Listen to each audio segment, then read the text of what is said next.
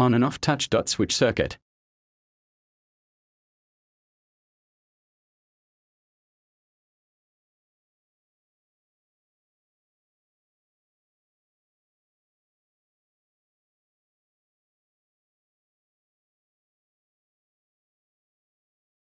Any 555 timer IC.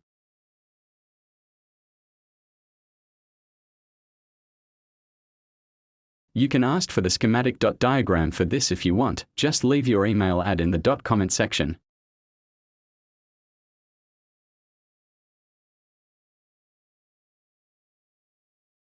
If you want some tutorial or troubleshooting, especially for those students doing this project, don't hesitate to ask me. Just leave a message in the comment section.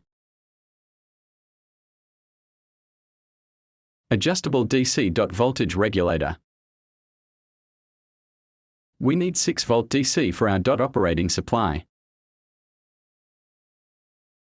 Now, let's check if it is working by touching a finger. Yes, it is working.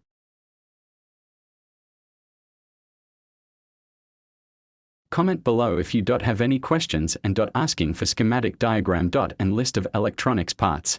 Please don't forget to like, subscribe and click the notification bell. Thank you for watching.